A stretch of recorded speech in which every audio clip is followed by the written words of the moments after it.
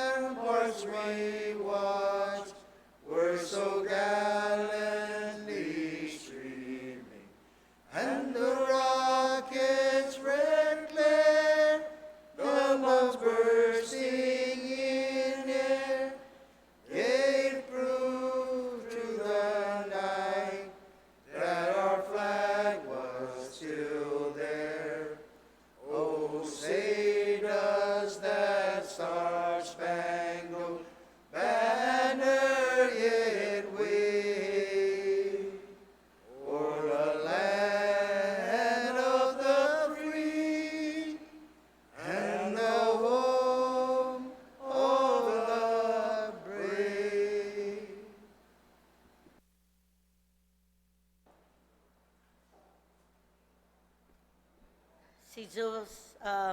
Senators, thank you very much. Madam Clerk, Hadziman Gaigia Gudni Putfabot, please take roll. Senator Castro, Senator Lee,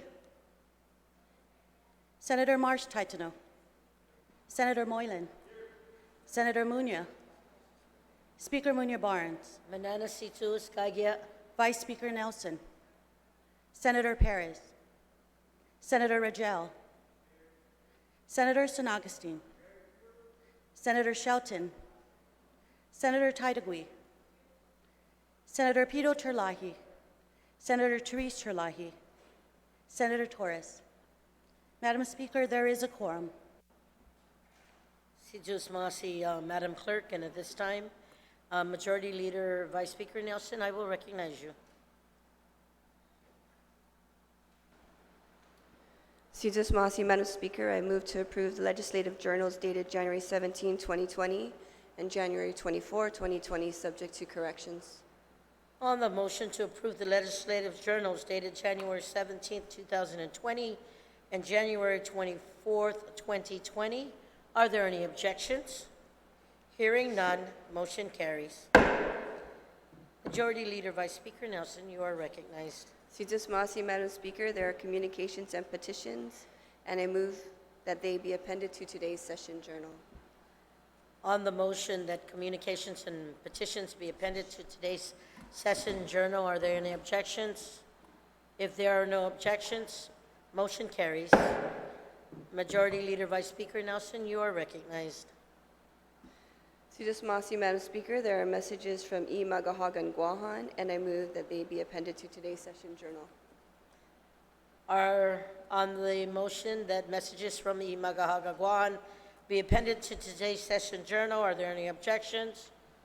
Seeing none, motion carries. Majority Leader Vice Speaker Nelson, you are still recognized. Madam Speaker, there are reports of standing committees, and I move that they be appended to today's session journal. On the motion that reports of standing committees be appended to today's session journal, are there any objections? If there are no objections, motion carries. Majority Leader Vice Speaker Nelson, you are recognized. Madam Speaker, there are no reports of select committees. Sijus Maasi, please proceed. Madam Speaker, I move that bills introduced, Bill number 271-35LS, and resolutions introduced, resolution numbers 290-35LS and 291-35LS and 292-35COR be deemed to have been given their first reading. On the motion, on that motion, are there any objections? Hearing none, motion carries. We are in motions. Majority Leader, Speaker Nelson, you are recognized. Madam Speaker, as an administrative announcement on the items in motions, there is veto bill number 7-35LS and vetoed bill number 259-35COR. I move to excuse senators, not everyone's here. Madam Speaker, I move that all congratulatory, commendatory, and condolence resolutions introduced today and for the remainder of this legislative session be considered first read and adopted to allow the Legislative Council to make technical corrections and to add all senators and co-sponsors. On that motion, are there any objections? Hearing and seeing none, motion carries. Vice Speaker, Majority Leader Nelson, you are still recognized.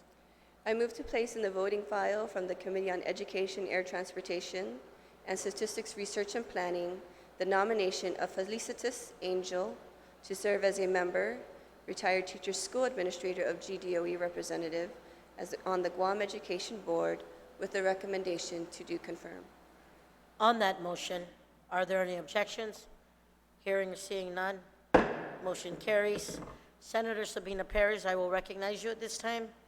Tzuzus Masi, Madam Speaker, I move to place on the voting file from the Committee on Environment, Revenue, and Taxation and Procurement the nomination of Nonito V. Blas to serve as a member of the Guam Environmental Protection Agency Board of Directors with a recommendation to do confirm. On that motion, colleagues, are there any objections? Hearing none, motion carries. Senator Therese Chalayi, I will recognize you at this time. Thank you, Madam Speaker. I move to place in the voting file from the Committee on Health, Tourism, Historic Preservation, Land and Justice the nomination of Jose Arthur D. Chan, Jr. to serve as a member, Guam Land Use Commission, with the recommendation to do confirm. On that motion, are there any objections? Hearing none, motion carries. Legislative Secretary, Senator Shelton, you are recognized. Tzuzus Masi, Madam Speaker, I move to place into the voting file from the Committee on Higher Education and the Advancement of Women, Youth, and Senior Citizens reports out the nomination of Agapito A. Diaz to serve as a member of the University of Guam Board of Regents with the recommendation to do confirm. On that motion, are there any objections? Hearing none, motion carries.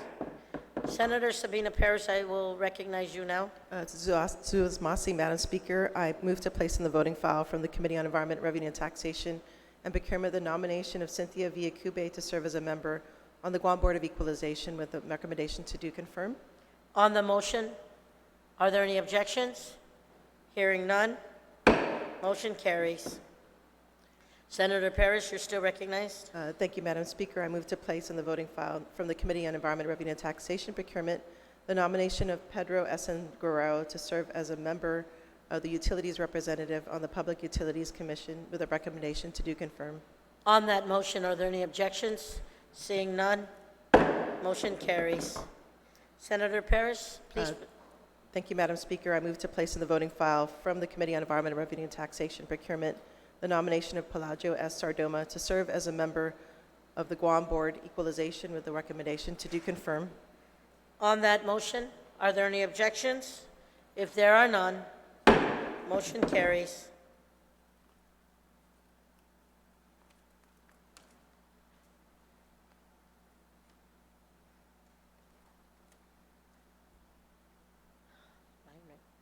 Vice Speaker Nelson, can you please come up?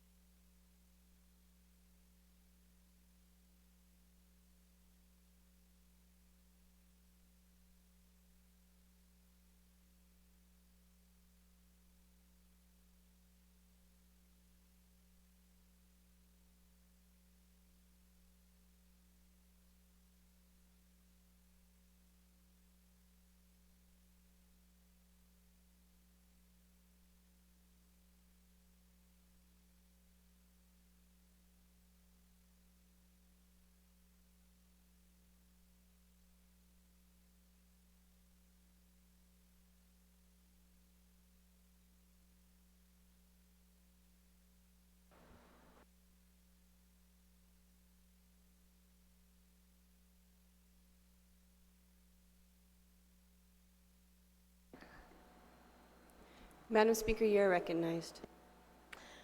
Situs Masi, Madam Speaker, and Manana Situs Tatlu. Madam Speaker, if I may, I'd like to move Bill number 41-35 COR as amended by the Committee on Rules to the third reading, and if I could discuss it briefly. Please proceed. Situs Masi, Madam Speaker, colleagues, Bill number 41-35 COR, as amended by the Committee on Rules, is an act to add a new Chapter 16 to Title II, Guam Code Annotated, relative to expanding, enhancing, and implementing the Public Policy Institute, which we call the PPI program, to encourage educational, political, and real work growth, as well as work experience. Madam Speaker, this bill was introduced almost a year ago on February 7, 2019.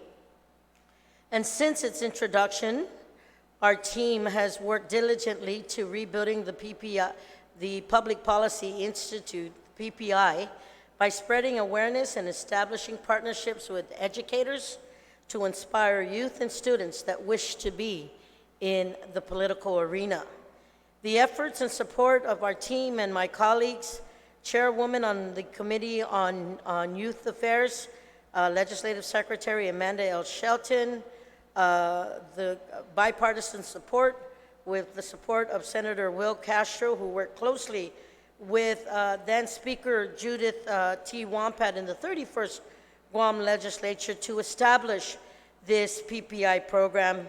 Senator Kelly Marsh Taitano, PhD, who's been a big advocate for this. Also, our Committee on Rules Chair, the good Senator, Senator Regine Bisco-Lee.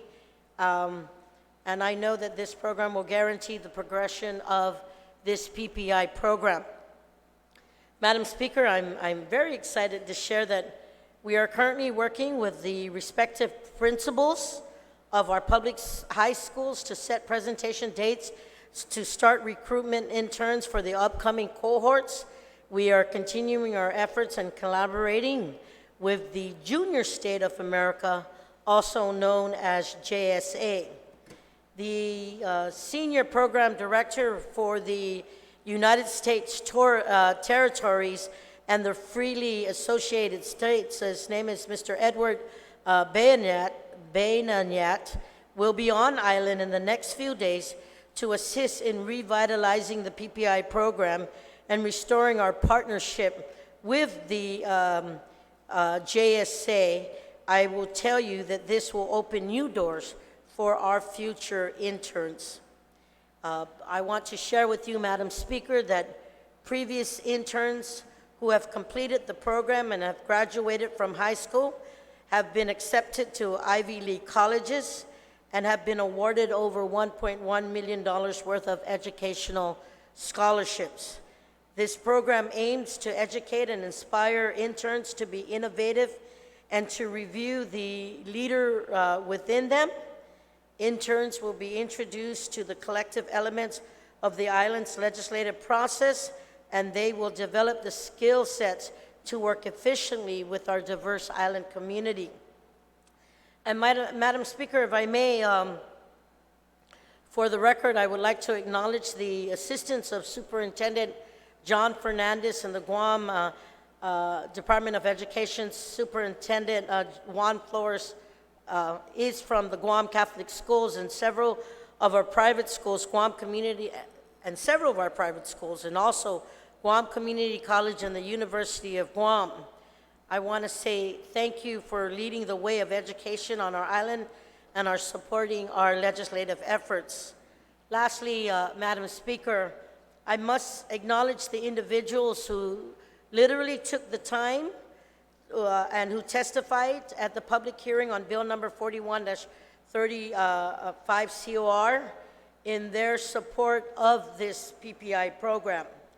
Mr. Alabang, who I know is a youth Congress member, Mr. Nolan Flores, Mr. Tristan Quintanilla, are all of this I want to share, Madam Speaker, are all bright and young members from our Guam Congress representatives. I also want to say on Dunkla Nasidus Masi to Dr. Michael Bavwakwa and even Dr. Ron McNitch, who are community supporters and were here testifying. I also want to note that our past and current PPI interns, Faith Camper, Shirak Bawani, Amanda Alec, Analia Cole, and I must include even the parents and guardians of our past and current interns, Madam Speaker. I want to say a really big Undankalana Sidus Masi for them supporting and encouraging their children and our children to thrive. And I want to share that if we take the time to share the wealth of opportunity and guide the next generations of leaders by making this program a permanent part of this body, Madam Speaker, I think it's really important to note that as we've seen the support from the cohorts and the presentations that they have done, you will definitely be impressed at the hard work. I want you to know that recently with the last cohort and their efforts of working closely with the impacts of our COFA migrants and the interaction that they had with the Department of Education. I also want to share with you that our cohorts also had the opportunity to work with a lot of the agency heads, the government agency heads, to do some investigative work. Also having them work closely with Joint Region and getting a hands-on opportunity for literally them to learn, for them to grow, and them to find it in their hearts if they truly see this policy-making arena a part of their future aspirations. And Madam Speaker, I humbly ask that our colleagues take the time to look at this bill. I also want to thank Speaker Wampat, and when Senator Castro was working for her, this program started back then. And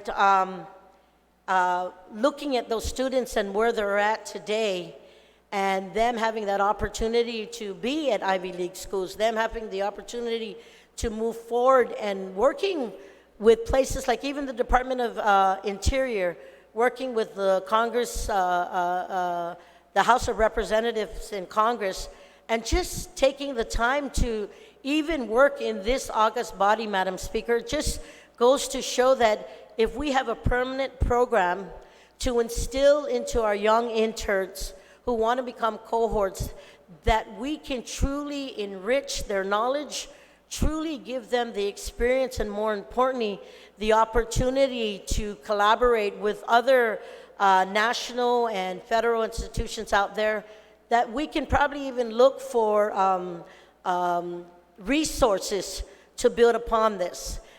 You and I know, Madam Speaker, that we talk about the Junior State Achievement Program, we talk about the Close-Up Program, we talk about other federal programs out there, but what about one of ours?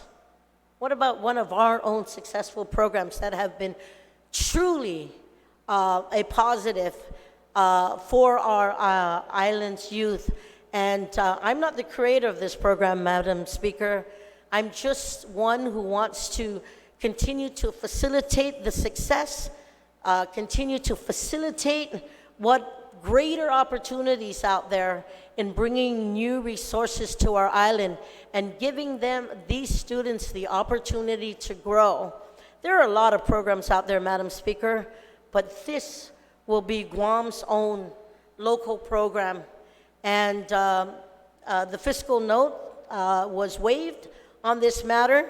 We continue to do it on a volunteer basis, but the opportunities to literally creating a new opportunity for our youth, stepping outside of the box and just saying, we want to see our youth grow and learn, but more importantly, get hands-on training today so that they can finally even be inspired to truly take this position one day soon. So for the co-authors of this legislation, I want to say Undunkluna Situas Masi again, and I hope that all our colleagues will support this effort and will have a unanimous vote on this bill 41-35 moving over. So, Madam Speaker, thank you for giving me that this opportunity. Situas Masi, Sana Masi. Sijus Masi, Madam Speaker. Senator Shelton, Legislative Secretary, you are recognized. Assiduous Masi, Madam Speaker, I rise in support of the bill. I'd like to thank the author and our co-authors for introducing this legislation. During the public hearing, we heard from many graduates of the Public Policy Institute who shared how instrumental this program was for them. And I think that it's important, as the previous speaker said, for us to have a program of our own, to provide our youth with an opportunity to experience what we here in the legislative branch of government are doing. And it's also important to begin to mold the future generations who will, as they say, be the leaders of tomorrow and be the ones to fill our shoes here in this hall. So, as young people in the Public Policy Institute, we'd like to see interest for policy making grow and get our young people involved, really engaged in the process. And this institute, being formalized here in the legislature, will give meaningful opportunity to our youth, for them to explore whether or not this is a passion for them here in government, to gain experience that they need for future employment, and to have the opportunity for what I think is most important, which is serving our community. So I urge our colleagues to please support this bill. Situas Masi, Madam Speaker. Thank you, Legislative Secretary. Senator Kelly Marsh, you're recognized.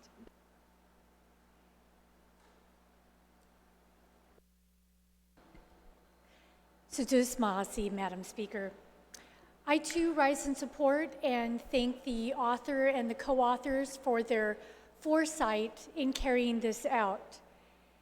I have seen the benefits myself, having participated in various ways in the Public Policy Institute this last year. It's important to find as many avenues for our youth to aspire to in being part of the leadership of the island and to working to drive our society forward in the best ways possible. It is their island after all. Those of us in the positions of leadership that we're in are simply caretakers at this time of their inheritance, of their heritage. Programs like these, as well as arts, culture, sports, and various other sorts of programs, help our youth make productive choices with their lives, which is so incredibly important right now. We're seeing so many challenges in society that are leading people astray. Several of the current senators are products of Guam public schools. This bill assures strong participation of our public schools, and that's important as they make up the largest percentage of our island student population. Especially important in this bill is that we are ensuring strong participation for students of the full range of types of educational settings that we have right now, from public schools to private schools to charter schools to homeschooling to colleges and universities and so forth. I think the author of this bill has worked hard to make sure that no educational setting, no type of student is left behind. I encourage my colleagues to support this bill and provide another avenue, an important avenue, that provides an opportunity for our youth to grow, to aspire to feel a sense of value and an ability to contribute through something, as I said, that our youth desperately need at this time. Situas Masi. Thank you, Senator Kelly Marsh. Taitsno. Senator Lee, you're recognized.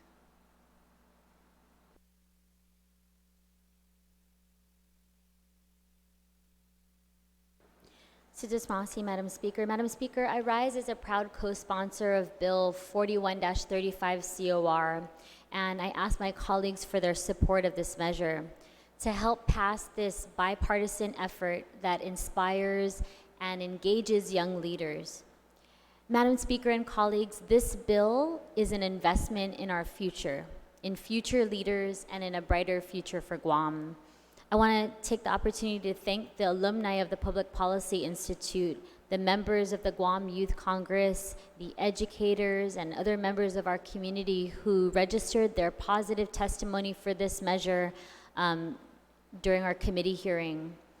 I was really encouraged during the bill's public hearing by all of the stories that were shared by the current and the former interns of PPI.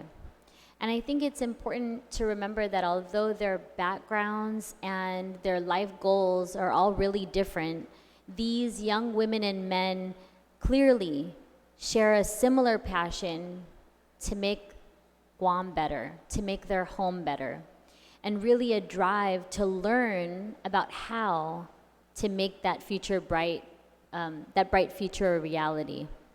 Madam Speaker, this program is already working. Graduates of the Public Policy Institute have gone on to serve our community in and out of government, beginning careers filled with promise. Passing this measure will mean that the Guam Legislature always has a way to foster the next cohort of leaders to mentor budding talent and to ensure that policy and communications, that transparency and accountability are handled by civil servants who are ready to meet the high standards that our public deserves. And again, I just want to register my support for this measure and ask my colleagues to do the same. Situs Masi.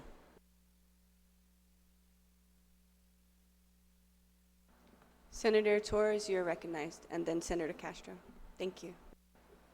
Madam Speaker, if I may, I just had a question to the main sponsor or any of the co-sponsors. I just want to understand the rationale behind having no less than 50% of all students selected to participate being part of the Guam Department of Education public school system. If that is, if it was because it is difficult to meet a quota, or just what the rationale in that is, because I think that in just in looking at our composition, we don't have any such quotas, and so I just was curious about that decision.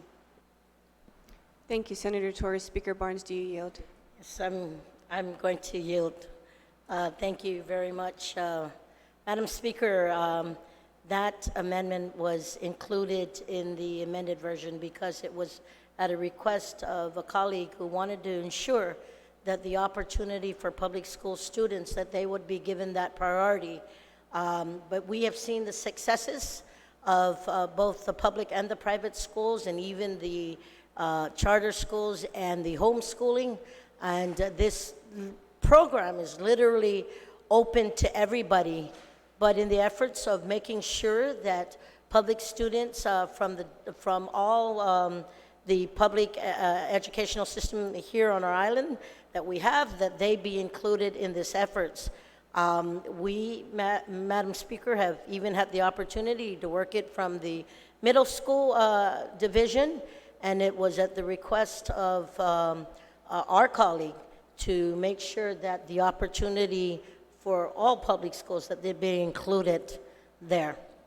And that was the only reason why it was not there in the original intent. Thank you, Madam Speaker. Senator Torres, does that answer suffice? It does suffice, but I also think that I've seen in many other competitions where public schools also compete with private schools and prevail. And so I wonder in the spirit of true leadership if that is even necessary, because I think that these kids who are leaders do come out and will come out. So that's just my thought. I'm not going to make an amendment, but I think that I almost feel that it would be better left outside, because that quota will most likely be fulfilled based on trends on how public schools students perform already in many national competitions. Thank you, Senator Torres. Senator Castro, you are recognized, and then Senator San Agustin. Senator San Agustin. Thank you, Madam Speaker. Well, maybe the author then can respond to the question of, because of that, the question that was raised by our colleague about the 50%. How many students do we have participating today in this program? Speaker Barnes, do you yield? There's more, I think there's 6. In the previous cohort, we had 11, 10 or 11. And again, the opportunity for us to go out to all the high schools, the public high schools, and we've gone to a couple of middle schools. It's trying to be able to inspire the students to come into the program. Remember, this is a volunteer program, and sometimes it is not conducive to their school schedule. So us going out there and asking all the students, again, the committee member who was also the co-author of the bill had asked that she just wanted to make sure that no intimidation through any means be there, that the public schools be given that first opportunity. And as I don't have, I mean, I wasn't, it didn't, in the efforts of full participation and support, I shared with the co-sponsor that I would go ahead and work with her and include that. But again, I do know that Senator Will, who facilitated the original program many years ago, also worked closely with us. And again, we had a mix of both the private and the public schools, but scheduling has been a very, very, very serious issue in making sure that we get through. So I'd like to yield the rest of my time, if I may, to Senator Castro, the other co-sponsor. Thank you. Did you end your response to the previous question? Okay, Senator Castro, you are recognized in response to Senator San Augustine's question. That's fine. Thank you, Madam Speaker. Senator, that's a great question. The earlier concern that was asked is well-founded. I can say that in the early years, maybe the first, second, third years when the program had started, there was a disproportionate amount of private school students, and for different reasons. You know, to those who are in the room who are not aware, this is a volunteer program.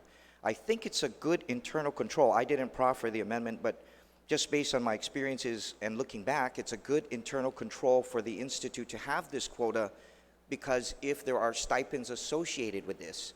So let's assume that the trend continues and we have maybe 9 or 7 out of 10 students who are volunteering happen to be private school students, but then the game changer becomes the stipend. You know, is there something to check against that so that we have a equal representation of both public, private, and or charter school representatives? To the speaker's prior response and the question, Senator San Augustine, so it fluctuates. When the program first began, there was a student, then 3, then 13, then 18. I think the last fall term we had maybe 11 to 13. This spring term we have 4 to 6 students, and I can only imagine that if resources were dedicated, Madam Speaker, that there'll be more. So I hope that satisfies Senator San Augustine's questions based on some of the experiences I've had in the past. Thank you, Senator Castro. Senator San Augustine, does that suffice your question? Madam Speaker, the reason why I was asking that, and the only reason why is because that 50% catch, there's 15 of us here. You want to talk about 4, 8, 10, 11? I don't know how many other senators here had participated or were ever given an intern. I know for a fact that I've had students from University of Guam that have worked at my office as an intern, and they weren't part of the PPI. And that's why I'm only concerned is that why 50%, whatever the number is and whoever applies, and they participate, so be it. I just hate this, to hear that if, for example, there are 10 students that applied and 7 of them are private schools. Well, I'm sorry, we can only take 5 of you, or whatever number. Whoever applies, let them participate. And then on the next one, Madam Speaker, is that, thank you, my colleague, for mentioning resources. What resources are we talking about? And I'd like to see that, if anything, at the last page, that the bill be enacted immediately if passed. Thank you. Thank you, Senator San Augustine. Senator Kelly Marsh, do you have a point of inquiry?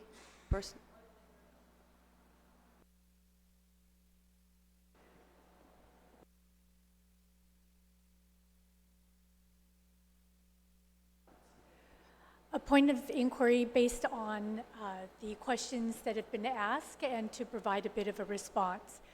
So over the years, I've been an educator for over 12 years. And I've also participated as a judge in many types of programs. And with that, there does oftentimes seem to be this tendency to have a high representation for certain elements and maybe not always so much for public schools.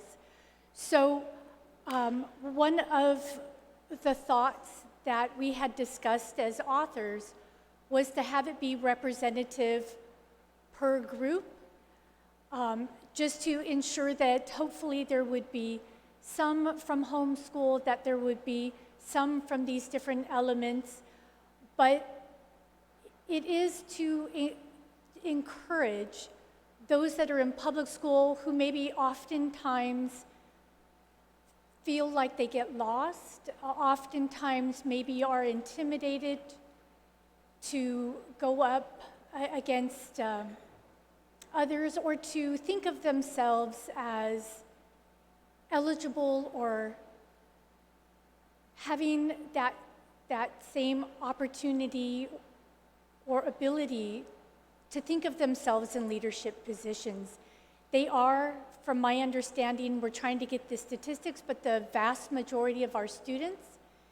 And so there was discussion amongst us to just make sure that as they are the vast majority of our students, that they have strong representation in this program. Thank you, Senator Kelly Marsh. Senator San Agustin. Madam Speaker, did I hear that we want that the majority of our students that participate is in fact from the public school only? Because I was going to actually introduce an amendment to just strike that no less than 50 from line 24 to line 27. But I'm just trying to understand what my colleague had mentioned, is that we want majority, 50% coming from our public schools so that they have the opportunity. Everybody has an opportunity. There are counselors in every school. There are teachers there. They recognize the students' potential, so be it. Send them down. Let them apply. Everybody should have an opportunity. And I stress the importance that if there happens to be only 10 applicants and more than 50% come from a private school, they should not be denied that because there's only 10 applicants. Everybody should have an opportunity. So my amendment would be to strike that from line 24 to 27. Can you state the page, please?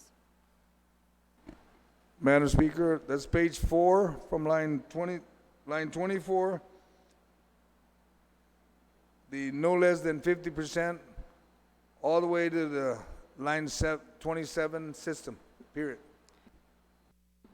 Thank you, Senator San Agustin. Colleagues, there has been a motion to remove, beginning at line number 24, no less than 50% of all students selected to participate in the PPI program shall be enrolled in the Guam Department of Education public school system, by Senator San Agustin. Anyone who would like to speak on the amendment? Again, the amendment is on page 4, line 24, starting with no less than 50% of all students selected to participate in the PPI program shall be enrolled in the Guam Department of Education public school system.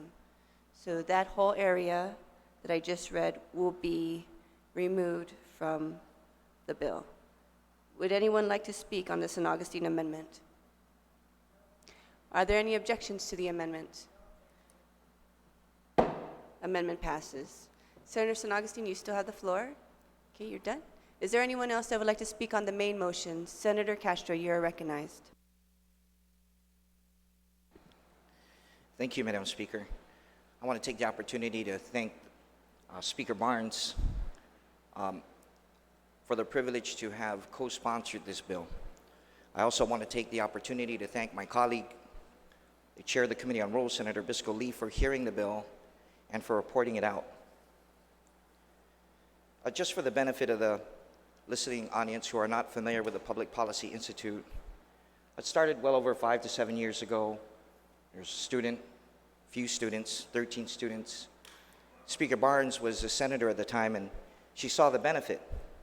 Some of the things that haven't been reported out are reports based on evidence and some works of literature that they cited for the Guam NMI visa waiver.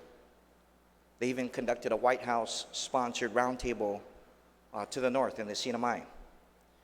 We held the first forum sponsored, organized, executed on decolonization. I thought that was commendable. Then Senator Frank Blas Jr., Senator Tony Ada at the time also were quite impressed with these interns' briefings, if you recall, Speaker, on the Jones Act and its effect on Guam. They've had the opportunity to take numerous field trips. They've even had the opportunity to participate in several humanitarian efforts, aiding a family, for example, in distress after a house fire somewhere in Jigo, participating in a program that they hatched called the We Gotcha Covered, where they would take gently used clothing and prepare it, put up a canopy on the side of the road that was 10 by 20, and gave them out freely to those who needed it, whether it was on Swamp Road or off of Route 1 in Jigo as well. We've also had the privilege as part of our curriculum that's been carried on to this day, again, thanks to the speaker and her team and my colleagues who support the program. They've had a briefing on Intro to Mass Communications by the late Travis Kaufman, insular cases by then Attorney General, and on human trafficking as well. They also had a talk on leadership by the late Dr. Walter Chris Perry. So you see, my point by sharing that with you is that the program has a solid foundation of taking students at all levels, whether it's ninth or whether they're juniors in college, to gaining some additional value beyond just being exposed to a policymaking body. And yes, the speaker was absolutely correct in citing several points in fact that some of these kids were actually accepted to places like Yale and Harvard. Some of them went on to the University of Guam, Occidental College, San Diego State, and the list goes on and on and on. What I'd like to share is that I really believe beyond the opportunity for these young minds to have exposure to leaders and experiences beyond the classroom, is that it's my great hope, Speaker, and to my colleagues, that this become an important apparatus for informed policymaking. I think we know from experiences from think tanks throughout the United States or research centers throughout the country that these organizations with the right leadership and motivation are able to mobilize expertise and proffer evidence in support of policy. We've seen them be able to innovate, build networks and communities, spread ideas, and even catalyze action.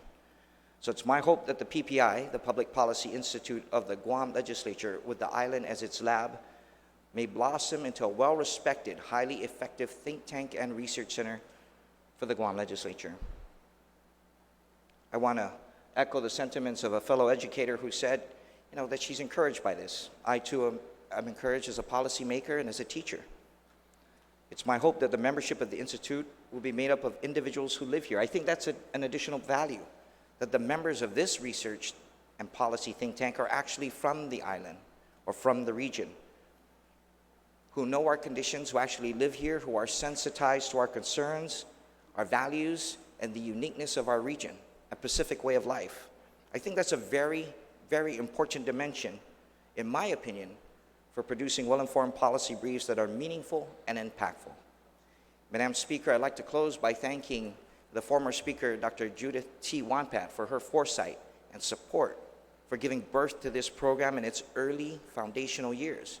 I want to thank the incumbent Speaker, Speaker Tina Rose Munoz-Barnes, for carrying that on, for seeing the value and the genesis of that program, and for bringing some formal closure so that it's a living part of this body, well beyond, I should pray, my own time here. I want to thank also the staff that were instrumental, then Chief of Staff Frank Torres, also then Chief of Staff Therese Hart, our very own legislative staffer Ed Pakaigui, and there are many more, Steve Durking. And I gotta say, and I'll close with this positive note, and it brings a tremendous sense of gratitude to perhaps among the first, if not the first, formal intern, and now one of the leading pens of this body out of the office of the Speaker, Shirag Bajwani, my hat's off to you. Thank you so much for never giving up and for being a fine representative of the Public Policy Institute. Thank you also very much. Thank you as well to Legislative Staff Renee. Thank you. Thank you, Madam Speaker. Thank you, Senator Castro. Is there anyone else that would like to speak on the motion? Okay. Just a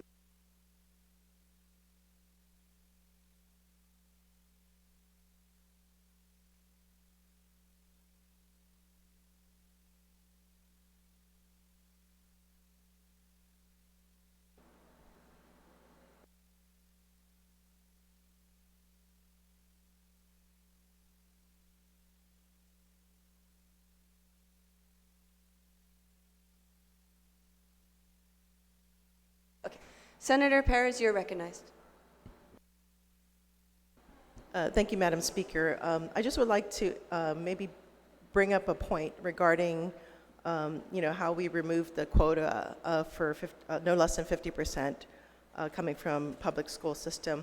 I think that, that is actually quite logical, because should there be a cohort that's all coming from private school, how do we address that issue? So I believe in taking away the restrictions. But I think at the same time, it's very important that, the public school system does their due diligence to recruit people that can be participants of this program. I think it's a program that I hope to see a trend in this type of program where we are looking towards diversifying education and really providing the real world experiences is what's going to elevate a lot of our students to want to achieve more. And like our good senator from Assen, our PD, was saying, is that, realizing that some of our public school students may not feel the entitlements that many private school students experience, and may seem less likely to, apply for this program. So I think, there has to be some efforts on the public school side to really try to recruit more people. And I do. Thank the good sponsor and the co-sponsors of this bill for also following through with what previous legislatures have put in place and creating some sort of accountability and transparency in how this program is going to be implemented. So, Suzu's Masi. Thank you, Senator Perez. Is there anyone that would like to speak on the motion? Senator Terlahi, you are recognized. Thank you, Madam Speaker. I stand in support of this bill. At first, I was wondering why, or questioned the need to actually put it into a statute that we're going to mandate an internship program. But I was counsel to the legislature when Speaker Wampat implemented this program, and I realized the extent of work that is involved in not just the students' part, but also for those who are helping to guide the students, so that their work is productive and that it contributes to our community, and it's not just busy work. And so they did a very good job at that time, and I know that the speaker this term has chosen to also do this. I believe that many of our offices have we allow interns to come from programs that have been established at the University of Guam, and we've been relying on the professors at the University of Guam to organize those internship programs as part of their classes. And for example, the political science has an internship program, the public administration, even criminal justice program, they all, when I was a professor up at University of Guam, I also managed one of the internship programs, and it was very helpful when employers and particularly government agencies would open their doors for interns, because there is a very unique perspective, I think, to be gained from seeing firsthand what goes on in a public agency. And of course, that is very relevant to the Guam Legislature. I think people who've actually seen firsthand how it operates and how we have to work with each other, that definitely influences their futures. I wanted to commend Speaker Wampat for instituting this program back then, and she was an educator, and I always She always surprised me at how she would always try to find a way to continue educating, no matter whether she was the first woman speaker of the Guam Legislature or in whatever capacity she was in. Educating was also was always just who she was and who she continued to be. So I just wanted to take this opportunity to mention that, Madam Chair, and stand in support of the bill, si Diyos masi. Thank you, Senator Terlahi. We're going to go into recess and return at 2:30.